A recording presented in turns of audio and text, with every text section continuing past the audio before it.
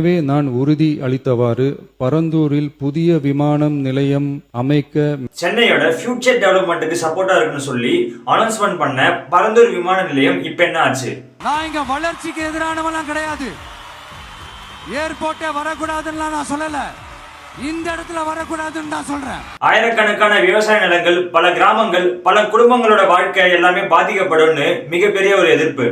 ஆனா இது ஜஸ்ட் ஒரு ஏர்போர்ட் ப்ராஜெக்ட் மட்டும் இல்ல, இதுதான் சென்னையோட future development, job opportunity, business development எல்லாமே இதுல அடங்கி இருக்கு. ஒரு பக்கம் டெவலப்மெண்ட், இன்னொரு பக்கம் விவசாயிகளோட வாழ்க்கை, இது ரெண்டுத்தையும் பேலன்ஸ் பண்ணி இன்னைக்கு தமிழ்நாடு கவர்மெண்ட் என்ன டிசிஷன் எடுத்திருக்காங்க.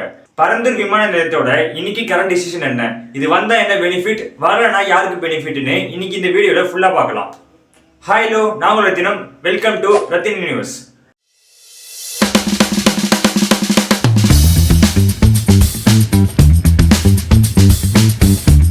நம்ம தளபதியோட கட்சி ஆரம்பிச்சு முதல் போராட்டமே பரந்தூர் விமான நிலையத்துல தான்.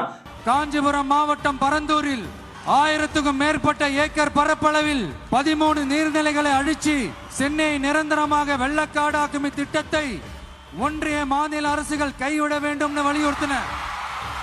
நான் இங்க வளர்ச்சிக்கு எதிரானவெல்லாம் கிடையாது. ஏர்போர்ட்டே வரக்கூடாதுன்னு நான் சொல்லல, இந்த இடத்துல வரக்கூடாதுன்னு நான் சொல்றேன். பரந்தூர் மக்கள் கிட்ட தளபதி கொடுத்த வாக்குறுதி என்னன்னா, நம்ம ஆட்சி அமைஞ்ச உடனே பரந்தூர் விமான நிலையத்தை நான் கேன்சல் பண்ணிடுவேன், விவசாயிகளுக்கு நான் எப்பயுமே சப்போர்ட்டா இருப்பேன்னு சொல்லியிருந்தாங்க. அதே மாதிரி இன்னைக்கு ஆகஸ்ட் 24, 2026 அன்னைக்கு பாத்தீங்கன்னா தமிழ்நாடு சட்டப்பேரவையில தளபதி விஜய் அவர்கள் என்ன சொல்லியிருக்காங்க பாத்தீங்கன்னா, எனவே நான் உறுதி அளித்தவாறு பரந்தூரில் புதிய விமானம் நிலையம் அமைக்க மேற்கொண்ட நடவடிக்கைகள் இந்த அரசால் கைவிடப்படும்.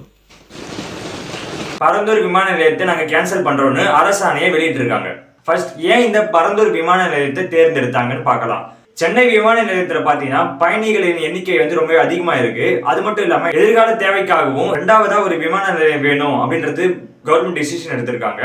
மெயின் நோக்கம் என்னன்னு பாத்தீங்கன்னா தொழில் வளர்ச்சி, முதலீடு, சரக்கு போக்குவரத்து, இதன் காரண அடிப்படையில தான் இரண்டாவதா ஒரு விமான நிலையம் தேவைப்படுது அப்படின்றதுக்காக தேர்ந்தெடுத்த நிலம் தான் பாத்தீங்கன்னா பரந்தூர். இந்த பரந்தூர் விமான நிலையம் அமைச்சா எத்தனை கிராமங்கள் பாதிக்கப்படுதுன்னு பாத்தீங்கன்னா, அதுல முக்கியமா பாத்தீங்கன்னா பரந்தூர், ஏகனாபுரம், நெல்வாய், தண்டலம், மகாதேவி மங்கலம், வளத்தூர் ஆகிய இடங்களுக்கும் மேற்பட்ட இடங்கள் பாத்தீங்கன்னா பாதிக்கப்படுது. எவ்வளவு விவசாய நிலங்கள் தேவைப்படுதுன்னு பாத்தீங்கன்னா, சுமார் இந்த திட்டத்துக்காக மட்டுமே 4000 முதல் 5700 ஏக்கர் வரை நிலங்கள் தேவைப்படுதுன்னு சொல்லப்படுது.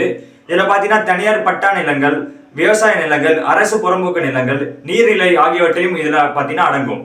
சில தகவல் படி என்ன சொல்றாங்க பாத்தீங்கன்னா 2600 ஏக்கர் மட்டுமே நீர்நிலைகள் தேக்கி வைக்கிற இடமா இருக்கு. அதாவது ஏரி, குளம், கம்மாய் ஆகிய நிலங்கள் எல்லாம் சேர்த்தா மட்டுமே 2600 ஏக்கர் இதுல வருது. எத்தனை மக்கள் இதுல பாதிக்கப்படுறாங்க பாத்தீங்கன்னா 13,000க்கும் மேற்பட்ட குடும்பங்கள் இதுல பாதிக்கப்படுறாங்க. பரந்தூர் விமான நிலையம் வந்தா என்னென்ன பெனிஃபிட் கிடைக்கும் பாத்தீங்கன்னா, வேலை வாய்ப்பு கிடைக்கும், airport, security, transport, hostels and logistic, small பிசினஸ்க்குலாம் நல்ல வாய்ப்பு இருக்கு. அது மட்டும் இல்லாம தொழில் வளர்ச்சி, போக்குவரத்து வசதி, எதிர்காலத்துக்கு தேவையான உதவி, நம்ம பரந்தூர் சுத்தி இருக்கிற கிராமங்கள் எல்லாமே வளர்ச்சி அடையும், நிறைய கம்பெனிஸ் வருவாங்க. ஸோ இதெல்லாம் பார்த்தீங்கன்னா பெனிஃபிட்டா இருக்கு. அது மட்டும் இல்லாம இப்போ விமான நிலையம் வந்தா என்ன ஏற்படும் பாத்தீங்கன்னா, டிமெரிட்ஸ் என்னன்னு பாத்தீங்கன்னா, விவசாய நிலங்கள் இழப்பு, விவசாயத்துக்கு இது ரொம்பவே ஒரு பெரிய பாதிப்பா இருக்கும்.